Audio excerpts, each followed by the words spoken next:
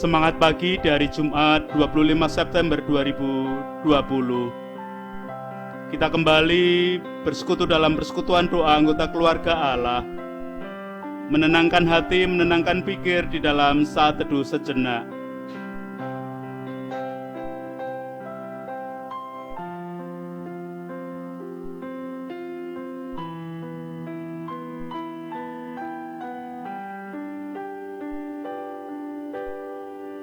Pertolongan kita hanya berasal dari Allah yang telah menciptakan langit bumi beserta segala isinya.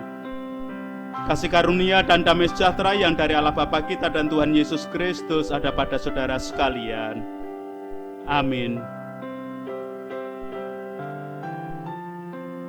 Anggota keluarga Allah, hari ini kita bersama-sama memperhatikan Sabda Suci menurut catatan Lukas di dalam pasal ke-9. Ayatnya 7-9.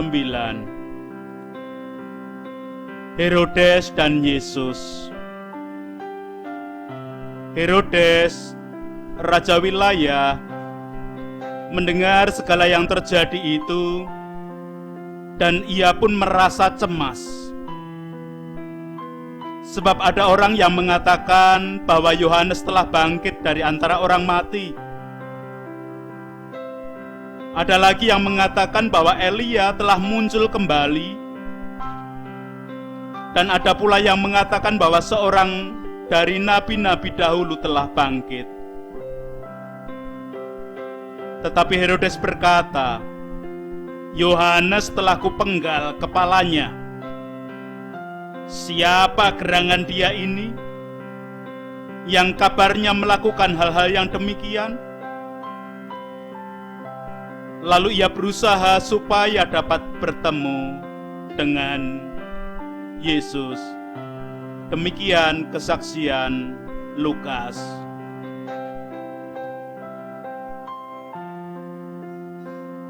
Anggota keluarga Allah, hari ini kita meresapkan sabda Tuhan dengan tema bertemu Tuhan.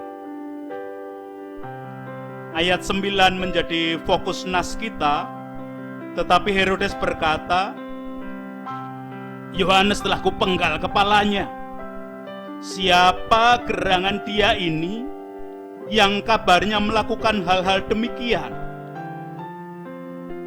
Lalu ia berusaha dapat bertemu dengan Yesus. Anggota keluarga Allah, setiap dikeluarkan produk handphone baru, biasanya banyak orang yang tertarik, ingin melihat, mencoba, bahkan ingin memiliki handphone baru tersebut. Memang jika ada apapun yang baru, hal itu menumbuhkan rasa tertarik dan ingin mencoba hingga memilikinya. Demikian juga yang terjadi dalam diri Raja Herodes. Ia tertarik sekali untuk mengenal, namun sekaligus merasa was-was dengan berita adanya seorang yang disegani orang banyak dan besar kuasanya. Apalagi Raja Herodes juga mendengar kabar bahwa orang itu sebenarnya adalah Yohanes Pembaptis yang bangkit setelah dipenggal kepalanya oleh Herodes sendiri.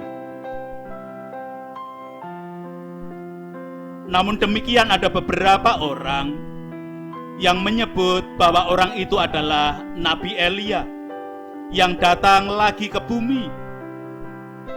Dan masih banyak lagi sebutan-sebutan orang untuk menyebut Tuhan Yesus. Hal ini jelas menimbulkan kekhawatiran, was-was bagi Raja Herodes.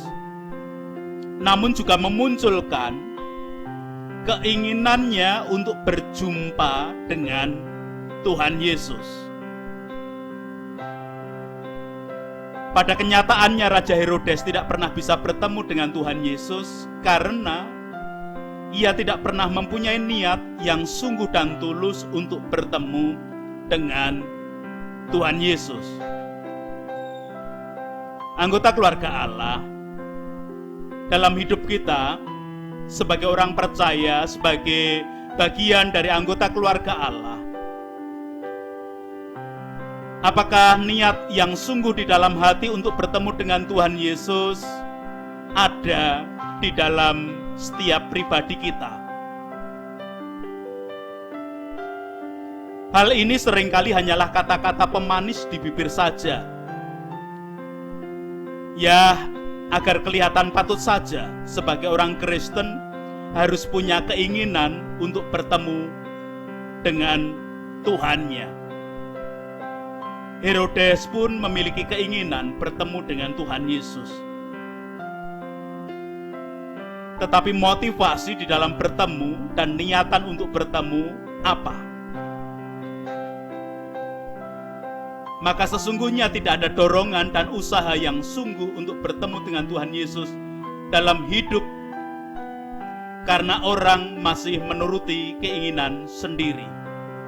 Jika orang hanya berkutat dan berpusat pada keinginan diri sendiri, sebenarnya dia tanpa niatan sekecil apapun untuk bertemu Tuhan, kecuali hanya untuk pemuasan diri sendiri.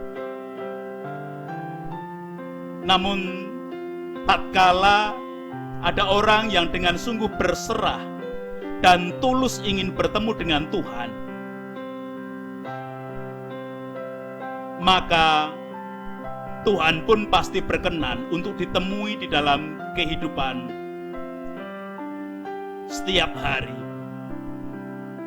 Mari sebagai anggota keluarga Allah, kita bertekun untuk menuruti kehendak-Nya, karena dengan ketekunan menuruti kehendak-Nya, di sana muncul niatan untuk setiap saat bertemu dengan Tuhan, merasakan kasih dan berkat-Nya, anugerah-Nya.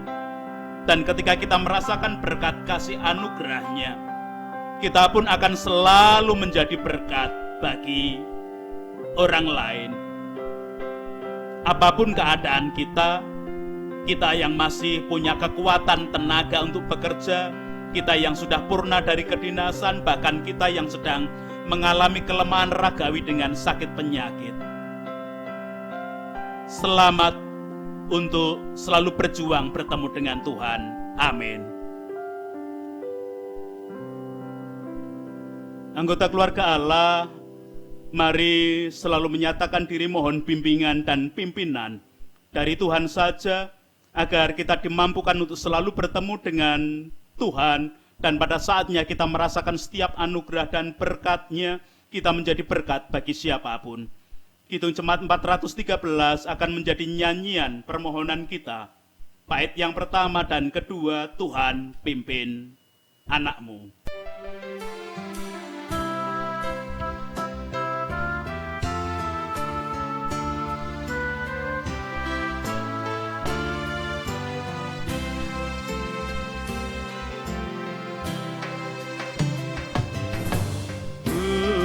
Tuhan pimpin anak-Mu agar tidak tersesat, akan Taulah seteru bila Kau tetap dekat. Tuhan pimpin, harus hidup menderat, agar jangan ku sesat, pegang tanganku erat.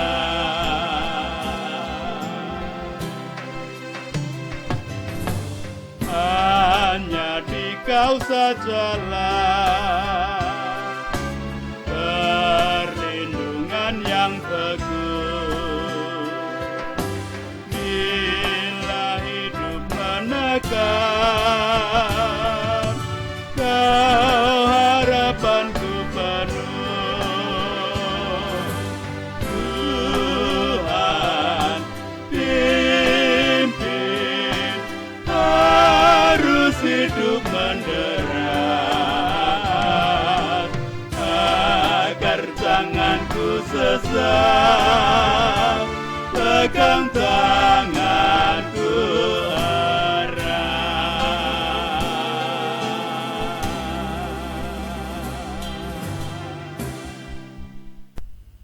Kita berdoa bersama. Terima kasih ya Tuhan, hari ini kami diingatkan bagaimana kami harus punya semangat untuk selalu bertemu dengan Tuhan dengan cara menjalani dan menaati setiap perintah dan kehendak-Mu. Karena di sanalah kami akan menemukan setiap bagian berkat penyertaan-Mu dalam kehidupan kami. Layakkan kami melalui aktivitas kerja kami hari ini di bidang pendidikan, kesehatan, keuangan, perbankan, pertanian, perdagangan, perhotelan, dan semua lini kehidupan yang lain.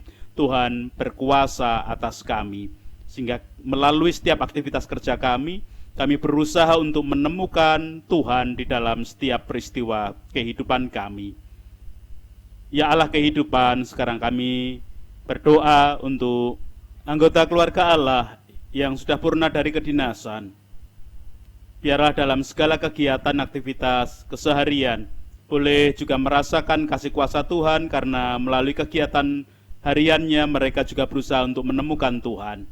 Demikian juga anggota keluarga Allah yang mengalami kelemahan tubuh jasmani, ragawi secara fisik yang sedang lemah, biarlah mereka juga merasakan melalui pelayanan yang diberikan oleh sanak keluarga, pasangan hidup, anggota keluarga, anak cucu, dan siapapun yang membantu, di sana berusaha menemukan Tuhan di dalam setiap peristiwa kehidupan.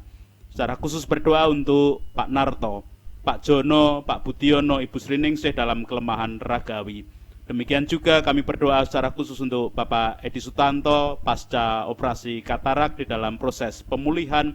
Biarlah kasih-Mu juga yang ada sampai nantinya boleh kembali menggunakan indera penglihatan untuk kemuliaan nama Tuhan, terlebih ketika menjalani tugas sebagai bagian anggota keluarga Allah yang berpelayanan di dalam kehidupan. Ya Allah kehidupan, kami sekarang berdoa untuk anak-anak kami di masa pandemi ketika belajar dari rumah. Biarlah kasih-Mu tetap ada dan anak-anak kami juga dimampukan untuk bertemu dengan Tuhan dalam setiap peristiwa kehidupan. Kami berdoa untuk para muda-mudi yang bekerja di masa pandemi dengan segala kesulitan yang ada, kasih dan kuasa-Mu nyata. Demikian juga muda-mudi yang belajar untuk menemukan pasangan hidup yang sepadan, biarlah kasih-Mu juga yang nyata dalam kehidupan mereka. Pemerintah, warga masyarakat, tokoh masyarakat, wakil rakyat, semua yang ada di bumi pertiwi, biarlah kasih setia-Mu nyata, kebijaksanaan-Mu Engkau tambahkan. Para medis dalam setiap aktivitas kerja, di suasana pandemi menjadi garda paling depan, Tuhan berkuasa sepenuhnya. Secara khusus Rumah Sakit Panti Rahayu, tim direksi, para dokter, perawat, karyawan, dan semua tenaga medis yang ada di dalamnya, dalam tangan kasih kuasa Tuhan. Saudara-saudara kami dalam aktivitas kerja sebagai perawat harus menghadapi pasien COVID seperti Saudari Santi, Saudari Tia, biarlah kasih-Mu juga yang ada. Demikian juga anak kami Ninda di Rumah Sakit Kasih Ibu Solo, biarlah kasih-Mu juga yang nyata dalam kehidupan mereka. Itu doa kami Tuhan, ampuni dosa dan kesalahan kami. Hanya di dalam Tuhan Yesus kami boleh berdoa. Amin. Anggota keluarga Allah meyakini pimpinan, kasih penyertaan, dan bimbingan dari Tuhan, sehingga kita boleh selalu menjalani kehidupan dengan pertemuan dengan Tuhan melalui setiap peristiwa kehidupan, melanjutkan apa yang menjadi aktivitas kerja dengan membawa berkat Tuhan. Tuhan memberkati engkau dan melindungi engkau. Tuhan menyinari engkau dengan wajah-Nya dan memberi engkau kasih karunia. Tuhan menghadapkan wajah-Nya kepadamu dan memberi engkau damai sejahtera. Amin.